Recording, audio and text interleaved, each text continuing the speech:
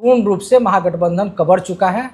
डुमरांव ही नहीं, शाहाबाद में हम लोग 20 सीट फाइनल रूप से जीत रहे हैं। और बाढ़ की बात है तो आप समझ लीजिए कि जैसे पटना में मैरीन ड्राइव बना है, पटना से लेकर के बक्सर तक मैरीन ड्राइव के तर्ज पर सड़कें बनेगी, जिससे रोजगार मिलेगा और रोजगार के साथ में बाढ़ से भी निदान मिलेगा। तेजस्वी यादव तो हर घर सरकारी नौकरी देने की बात कर रहे हैं।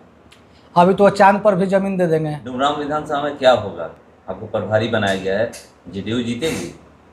जेडीयू जीत गई है, औपचारिक घोषणा बाकी है। 2020 वाली स्थिति नहीं है।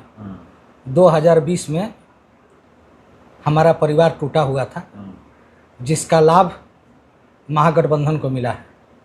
आज हमारा परिवार एकजुट है और एक साथ मिल करके लड़ रहे हैं। आपको ध्यान होगा कि माननीय उपेंद्र कुशवाहा जी अलग लड़े थे, माननीय चिराग पासवान जी अलग लड़े थे और सब अलग अलग लड़े थे। उसी के आधार पर ये लोग चुनाव जीते थे।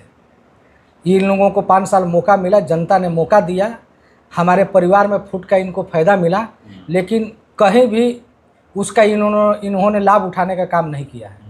कहीं भी ज़मीनी स्तर पर कार्य करने का काम नहीं किया है। कोई भी ऐसा कार्य करने का प्रयास नहीं किया है जिससे कि इनका साख बचा हुआ रहे। पूर्ण रूप से महागठबंधन कबर चुका है। डुमरांव ही नहीं, शाहाबाद में हम लोग 20 सीट फाइनल रूप से जीत रहे हैं और डुमरांव भी जीत करके बैठे हैं। औपचारिक घोषणा बाकी है। अब डुमरांव की औपचारिक घोषणा की बात करें, मगर जो यहाँ के वर्तमान विधायक हैं वो कहते हैं कि 5 सालों में जो हमने किया है कोई नहीं किया। जनता ने इसका जवाब देगी। कहाँ किए हैं, क्या किए हैं? 4 लेन बना है तो ये कहीं 4 लेन बनवा दिए क्या? कौन सा ये काम किए हैं? कहीं काम नहीं किए हैं। कहीं काम करने का प्रयास भी नहीं किए हैं। ये लोग काम क्या मालूम, हमको नहीं मालूम है। बरहपुर का स्थिति हम वही देख रहे हैं, डुमरांव का स्थिति हम वही देख रहे हैं। इनका स्थिति हमको समझ में नहीं आता कि इनको काम से इतना बैर क्यों है। क्यों ये गंदगी में लोगों को रखना चाहते हैं? क्यों ऊबड़ खाबड़ रोडे में 2005 वाला स्थिति में ही लोग को बना कर रखना चाहते हैं?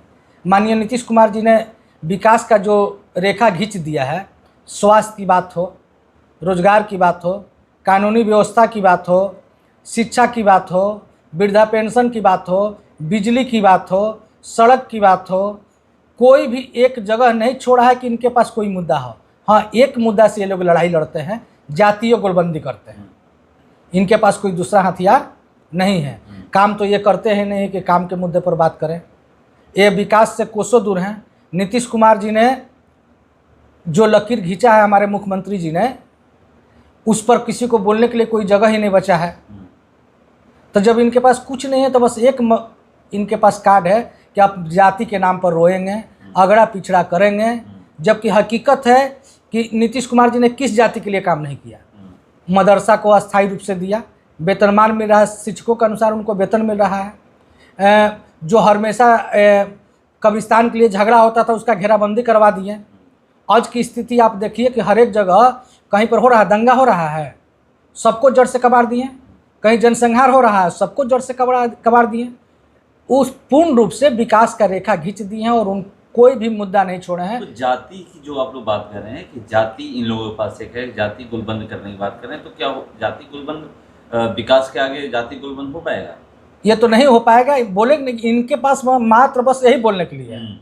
इनके पास कुछ बोलने के लिए है नहीं, मात्र यही बोलने के लिए है। हम उनकी बात बोले कि खूब से खूब बोलेंगे तो इसी भाषा का प्रयोग करेंगे, बाकी ये कहीं टिक नहीं रहे हैं। और नीतीश कुमार जी के नाम पर हम लोग चुनाव लड़ रहे हैं। माननीय मुख्यमंत्री जी ने विकास की लंबी लकीरें खींच दी है। विपक्ष के पास कोई मुद्दा नहीं है। डुमरांव सहित हम लोग पूरे बिहार में 225 या फिर से नीतीश मिशन के साथ में चल रहे हैं। अमित शाह एक बयान दिए हैं, अभी एक मैं इंटरव्यू सुन रहा था, तो बोले कि बिहार में ज़मीन जो है वो कम है क्योंकि बाढ़ आ जाता है, चाहे उत्तर बिहार की बात करें या फिर गंगा नदी की बात करें, तो इसलिए ज़्यादा मतलब ज़मीन नहीं है। तो हम लोग यहाँ पर इस पर जो 10 साल होगा वो AI हब बनाया जाएगा और इंडस्ट्री लगाई जाएंगी। तो क्या 10 साल यही होने वाला है या फिर सिर्फ ये बुलबाजी ही है? माननीय मुख्यमंत्री जी ने 1 करोड़ युवाओं को रोजगार और नौकरी देने की घोषणा कर दी।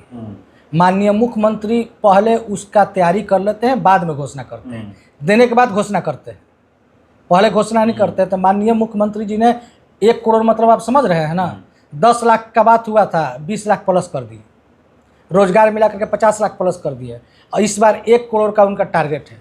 और बाढ़ की बात है तो आप समझ लीजिए कि जैसे पटना में मेरीन ड्राइव बना है, पटना से लेकर के बक्सर तक मेरीन ड्राइव के तर्ज पर सड़कें बनेगी, जिससे रोजगार मिलेगा और रोजगार के साथ में बाढ़ से भी निदान मिलेगा।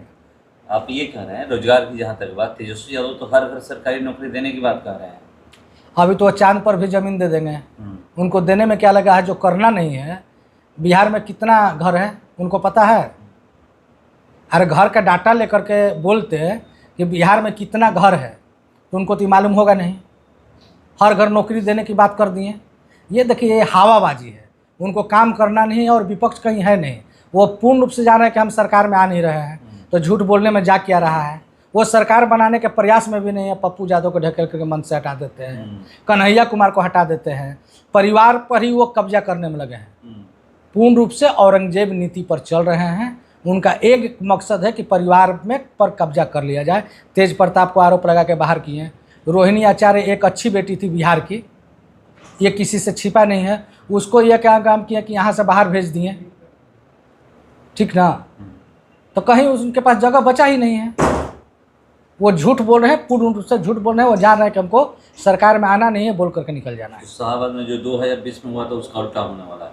एकदम पूरा उल्टा हो गया है, हो गया, उल्टा हो गया है। औपचारिक घोषणा बाकी है।